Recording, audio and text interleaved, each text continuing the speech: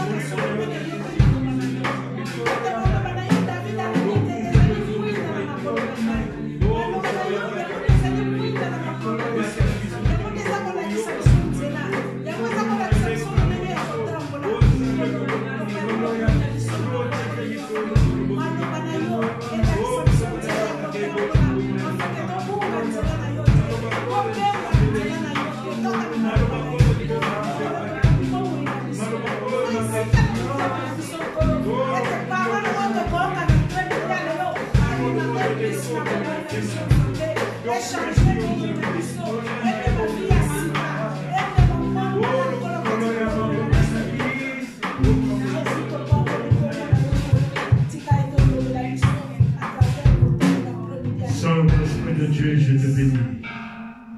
Le révélateur qui révèle. Seigneur, merci. J'abandonne ce moment totalement seul pour que toi seul, Seigneur, parle de nous. À travers ton serviteur que tu as choisi cet après-midi. Que ta grâce lui accompagne, Père de gloire. Que la sagesse que le monde ne peut donner lui soit déversée en ce moment. Père, la Bible me dit, c'est toi qui veilles à ta parole, veille cet après-midi à ta parole. Merci. Poussé pourtant par ton esprit que les hommes ont parlé de ta part, Père. Au moins ton serviteur de ta puissance, de ta gloire. Que cet après-midi, qu'il puisse proclamer ton royaume, ton avènement, Seigneur. Nous tous, nous attendons que ton avènement. Et que tu nous as promis que tu viendras, que tu nous prendras, nous serons à la droite de ton Père, Seigneur. Oh, je te bénis, Père Céleste, que tu nous veux nous préparer cet après-midi, Père. Prépare les cœurs de tout un chacun qui reçoit cette bonne semence qui vient de toi. Tout ce qui n'est pas de toi, Père Céleste, tout ce qui ne confesse pas ton nom dans ce lieu, je le bannis au nom de Jésus. Sois loin de nous, Père de gloire. Que ta gloire, ta puissance, que ton règne, Seigneur de Seigneur, règne dans ce salon au nom de Jésus. Je te bénis parce que tu es merveilleux. Gloire à toi qui ne change jamais, Père. Ainsi que tous les saints disent Amen. Nous laissons la place. C'est notre bien-aimé, notre frère, Albert. Amen.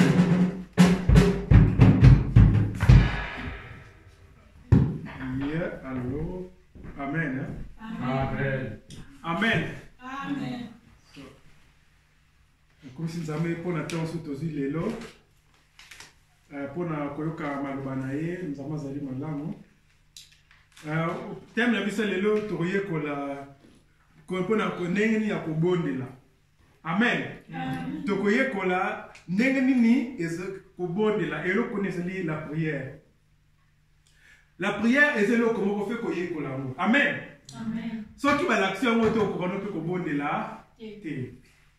Pour autres tels la Bible,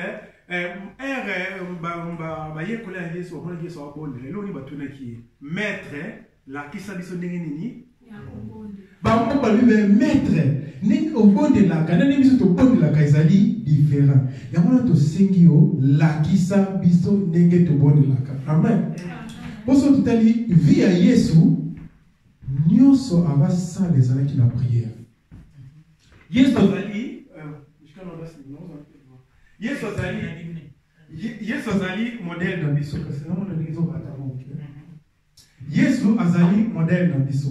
Ça veut dire ndenge Yesu alaki ko vivre. Ndenge ezali modèle pour na biso. Amen. Amen. Ça veut dire biso fait tout soyez entre modèle. Et le point liboso so total RGC abanaki ko avant Luka basali na ye na Luc 6:12 avant à Luka basali na ye on ya salaki asalaki nini abondelaki. Amen. Amen. Nee, du brauchst nicht was jetzt nicht lassen. Nee, lass. Nee. Et là, moi, ce ça là qui n'est pas qui avant à ça la décision à quelqu'un qui koluka ni le prière. Ça veut dire avant Yesu à sa décision dans mon kili. Avant à luka partout. On y va kutambola na ye. Avant luka na le loko ils allaient décision à seni à quel goso koluka na nous nzambe. Amen. Ça veut dire l'eau qu'on est au salaire dans la vie de biso. Bah décision avant de planifier mon ces photos locales ni l'eau bosso na nous. C'est très important. Et on a ça sur la service et ça là qui et l'eau qu'on a Yesu a une décision ça là. Surtout dans la vie de biso. Ma décision c'est combien de gens dans la vie de biso, nous avons sans tout dans Nzambe. Combien de décisions to kenda liboso après to zo luka Nzambe. Ça veut dire au sali makamona après surtout dans Nzambe. Ah na sali on bien Nzambe so ngai. Non, modèle so so le liboso luka Nzambe prière après. Prière ezali eloko mo est très important. Prière ezali oyo ezo skene na futur. Vous comprenez? Amen. Prière ezo bongelisa biso futur na biso. So toté na mukana ya Psaume 70 verset 15, nous sommes bien biso. Psaume 70 verset 15.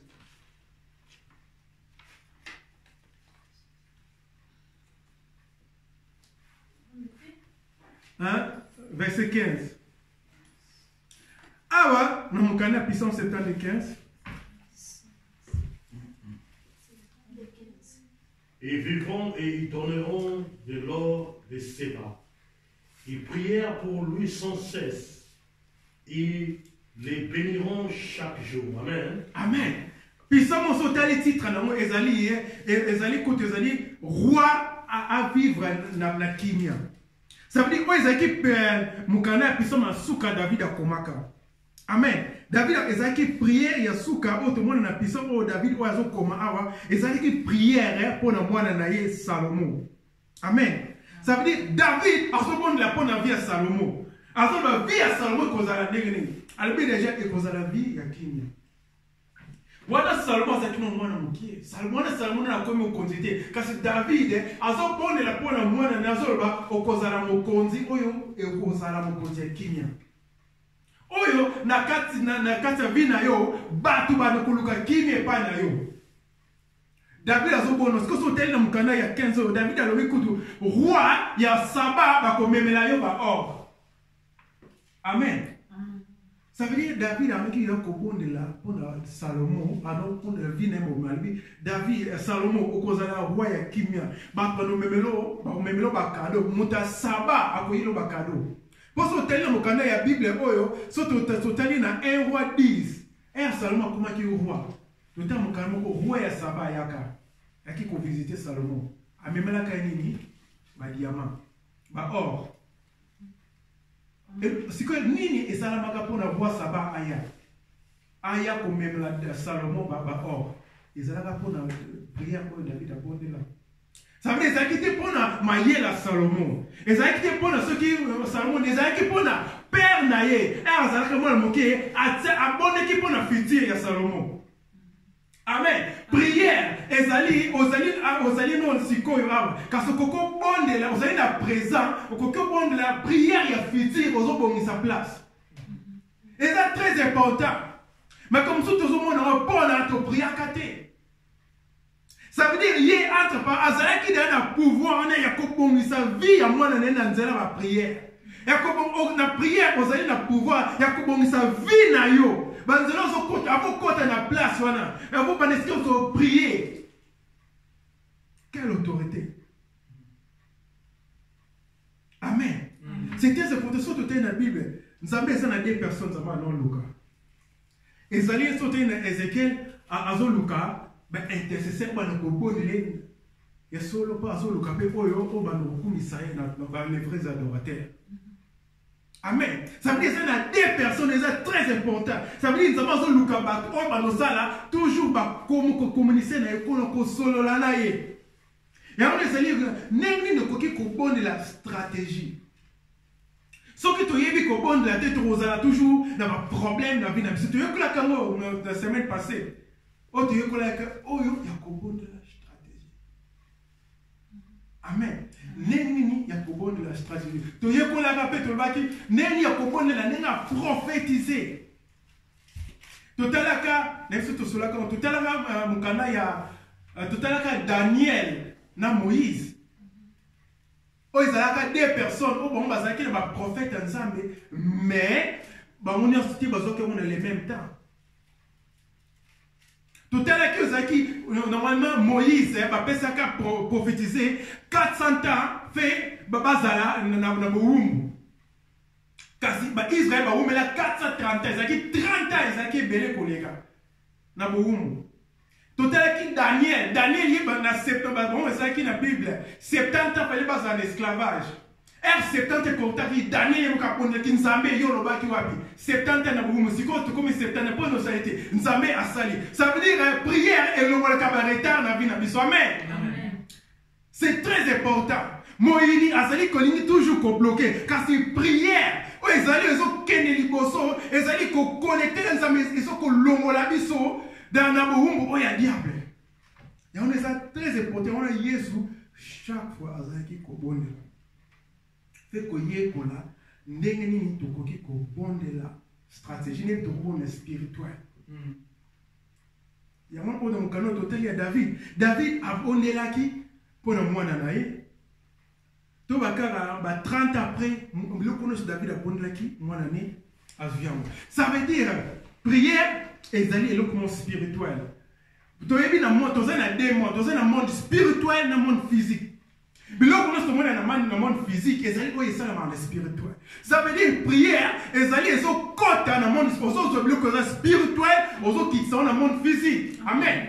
Parce que nzambe asalaki mokili elo babana eza na Genèse 1 balobi nini ne baneli ezalaki likolo pe na se. Ça veut dire nyonso ebanaka na likolo. Ça veut dire nyonso ebanaka na vie spirituelle et kitaka na se. Ça veut dire biloko nyonso oyo David abondeli mpona Salomo ba or nyonso et comme ezaki na spirituel et kitaki na physique. Parce que biloko kombe toza na ezana spirituel ono ne kitaka te pour tobondela te. Amen. Fito mituna. Ça veut dire nzambe si apesa déjà ebele na monde spirituel kasi na monde physique ezomona na manifester. Amen. Parce que beaucoup de lobaki le moko alors alobi prière et c'est ça lokola piste o avec kitaka. Depuis piste avec kitaka. L'endevant.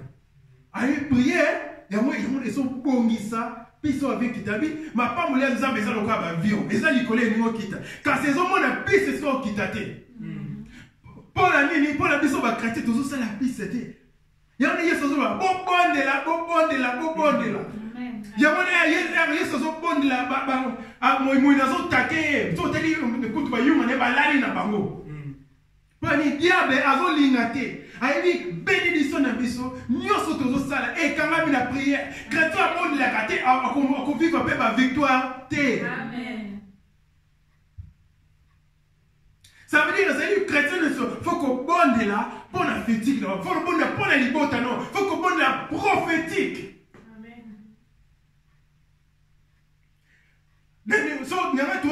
La prophétique, c'est dans Hébreu 11. Oh, il y a combien ici? Qu'on bonde la bloque au monde, on a spirituel, comme ça. Amen. Amen. Amen. C'est ça, c'est la prière. Et ça, très important, tout ce bonde là. Faut dire eza etumba eza etumba moi na lingati moi on chaque fois nous bonde la moi nazo kanga yo ça fait nous bonde on est sur na terrain chaque fois nous bonde la moi nazo azo lingati au bonde pour yebi so ki monta bani ko bonde la a connecter na nzambe tout est possible. Amen. Amen. Amen. Et ça peut na autorité ekoli oyo. Le premier point de la prière, c'est la le deuxième point de la prière est qu'il y a la future et bon, ça clame sur ma place. Ah, tout ça en Europe. Et ça fait un bateau bon de là qui. Amen. Amen. Et tu papa, vous aimez ce bon de là qui, bon de qui n'a qu'à l'air pour être en Europe. Et ça, ça veut dire que bon de là ça qui, on a un prophète qui prière. Amen. Chaque jour, il faut prophétiser la prière pendant qu'on prépare. Amen. Et ça, la prière, ceux qui te continuent, le troisième point de la prière, et ça dit, yomoko, faut prendre le point de l'eau. Très bien. Amen. Et ça n'est pas prière, mon souci, moutimoko, tu as bon, yomoko, faut prendre l'ango. Amen. Pour ce total, Yesu, Arzalaki na jardin Gethsemane, Abanaki Kobonde là, Batonsu Balalaki. Badingani Balalaki, Bapoto Balalaki, parce que Yesu a tika Kobonde là. Pour le nid, Ezalaki Yemoko Falabonde lango. Ça veut dire, Ezalaki n'a bloqué Moko, Ezali pour la victoire na ye. Oh, Ezalaki na monde spirituel, fallait Yemoko fa bimisango. Et ça, la différence entre les bonnes lois sont bonnes la Gethsemane. Et c'est une prière rebelle. Et ils sont bonnes pour Lazare. Ma bonne limite, on a bonne la cave, ma bonne limite. Nous avons la commission pour nous osser Lazare téléma. Pour on a bonne pour la base. C'est que ma bonne moyen Mickey. Nous avons sur la commission pour yokinga sala Miss Monana. Parce que la commission pour la destination na ye. Amen. En bonne pour la likamone, est-ce que la Bible dit à côté na prière, ah bah non bonne la si allons à qui. nekona eza na makambo mosusu mutu moko takobondela mpona situation eza yo moko fobondela eza tozwa bato mosusu boya tobona ensemble bakoboyango kasi yo moko eza lokola mwasi aza zemi ye moko fabota yango ça veut dire okozala na lipamboli eza na spirituel yo moko obota yango mutu moko akoya kobota bino maleglise asi yo moko fobimisa yango amen ça veut dire yo moko fokena monde spirituel ozwa yango obimisa yango yango mpe yesu azobondela nini kobondela très important chrétien ne faut zora tane ya zwa nzamene na luka yo na lingi na mona bikamono nzamene ni na mona yo pona moyini jamais otika biso moyini jamais akotika on fait ko bondela ko mona oh yes abonne so combien de fois ça ne ko bondela amen Amen. prier pour bonna na prière faut que bon nango soso totala histoire ya Jacob on a qui ko prier nous amène à côté côté ti ko pambolanga on est à prière à Jacob ça veut dire azo ko mona bonne ka tin samena tonu na kumisi wabi non buto mo bi man Jacob bani ko bonde si invalidité non changer comme nana lingi lelo nzama changer comme alléluia nana bi nzambe a changer comme nzambe achanzaka kombo na bato oyo babondelaka nzambe akochange kombo na yo kaka soki ozobonda soki ozokota na dimension yesu alukaka akotaka na priere bakomi akomaki balobi bachange kombo ekomi na bakombo nyonso eza na kombo moko te makolo nyonso ekokuma amen na nzela ya priere ezali esika ezali longazo. C'est très important. Et on a toujours mon autoyokuli mon alina raté.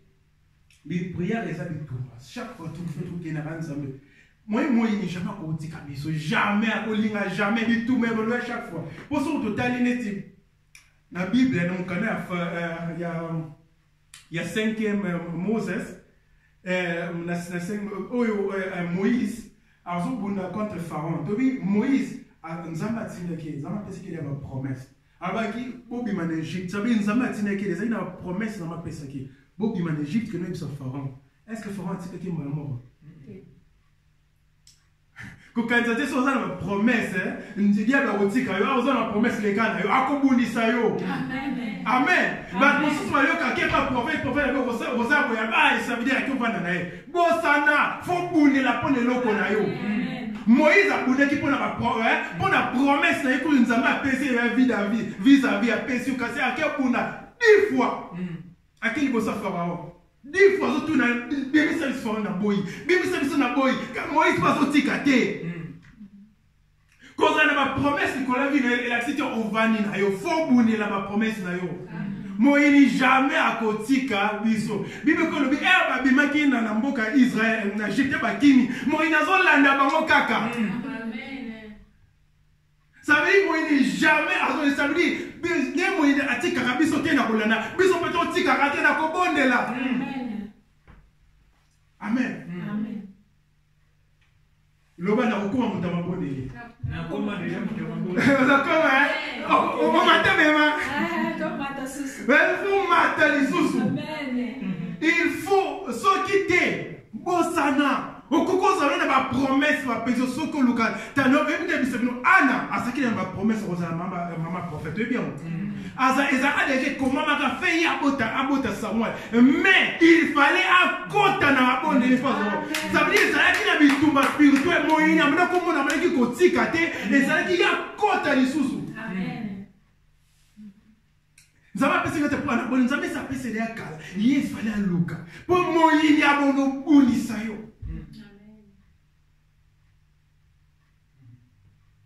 Est-ce que kota kavema na dimension kota nzambe na lingi na mona nzambe na lingi na mona est-ce que to kota ka ngoma lelo na kolala te o to tela Yesu Bible Yesu zo lala tazo bonne la botun tina komona bilaka. Oui, tout le monde avait Moïse a donné qui Pharaon. Pharaon est ce symbole du diable. Moutou, il n'y avait jamais appelé. Ça veut dire biso fait, il y a bien quand on a dit bon, bokangama na libondeli, bolemba te, bokangama na libondeli, botika te, bokangama na libondeli. Amen. Amen. Fais tout changer vie à sa prière. Et là, comment on va te on a maté à l'élo, et ça non, maté à moulin, et ça tout changer vie à sa prière. Toi, il y a une prière, tu as bon sans prière, tu as une fétière. Tu es bien. Amen. Sans prière, fétière.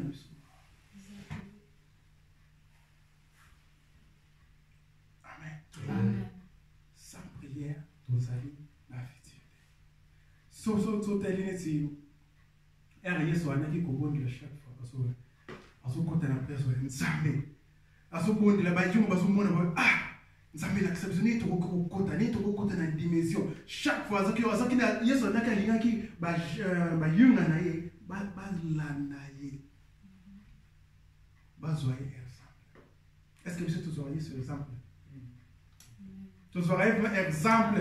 Oh, tu sala, oh, tu kiro sala. Est-ce que tu auras un Nene ko wengai na fili Yesu exemple na côté la prière. Toujours déjà. Amen. Amen. So deuxième va nous paradis. Amen. Pour ce total na Bible. Nzambe anako monisa toujours bato banako côté la prière. Bato manako zomi ba révélation. Ça y va oyo bato côté la prière. So totali ba prophète nyonso ko bazaki na Bible ba révélation bazaki bato na kobonda. Ça veut dire muto azokota la prière ezali nzambe bimisa ba secret na ye. Ça veut dire yo limo ba secret nzambe. Pour nzambe azali ba plan et bela ningo sala. Alinga sala be kasi asoluka bato bazokota bazoluka. Amen. Amen. Ça veut dire nzambe aninga makambe tout monde na esala mara. Pour une moto kapapa ne boy. Nzambe yamsa ngala kisabiso nzambe na yesa na futur mais makambo ya ba corona nzambe ne musubatu musupa nzambe la kisaka baro eza obakota na prière. Ça veut dire nzambe aninga la kisabiso ba chose kasi biso faut tout côté na prière. Ça veut dire nzambe aninga fongula biso ba chose cachée kasi ba chose cachée ngokaka na mutu oyo oya côté na prière. Mutu à côté na prière te à nous vivre ni toujours dans le monde naturel. On n'a jamais qu'on vive dans le monde spirituel. Faites aux alana pour ça côté dans le monde spirituel. Et c'est très important. Amen. Chrétien nous se face à toujours na pour ça ne ni nzambe na vivre dans le monde spirituel. Na ni na vivre on kuna to côté on a toujours mabolo monastique.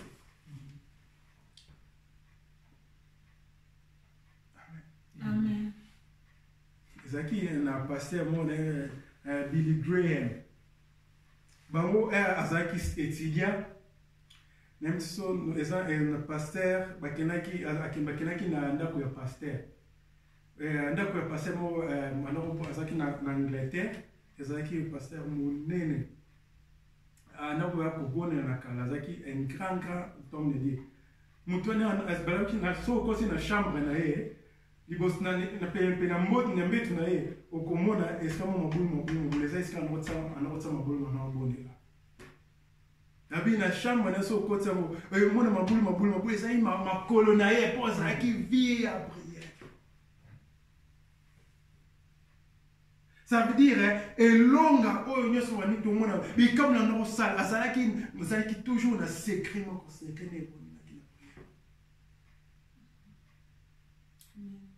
Amen. Amen. Avec tout le monde est long, on a vu dans l'histoire. So, tout ce qu'on a dit, tout le monde n'a jamais. Prière est la source de base dans l'histoire. Amen. Et c'est très important. C'est un passé moi avec Anzama la seki vision. La seki na moya munene. Ezaki na moya munene ezaki lokola parler. Kasi na ndako ya munene ezalaki ndako moya mukie ezalaki pemino na ndako ya mukie ezalaki pemino ezalaki esika kobesa na parce que ndako ya mukie ezalaki yango na opesa courant na ndako ya munene ka ndako ya mukie bakani courant ndako ya munene courant ça ne ça veut dire courant ya vie na biso na prière musoki na totika prière nini nyonso ezaloza nani ezala nini prière moto ezopesa courant na ndako na biso mondimi fozala fo tozala monima kobondela tolemba te na kobondela toyika mpe kona bible vi bo prier sans cesse il fait tokoma bato babondeli très important soki tolingi toyeba bikamwa nzambe soki tolingi toyeba babomama nzambe il faut tolonduka nzambe fozoba dizelo lelo na kati na ye lelo na kati na ye nakokoma moto ya priere nakokoma moto ya mabondeli amen nakoprofetize na mabondeli prophétiser pour la future. Amen. Amen. Nous sommes sur notre thème.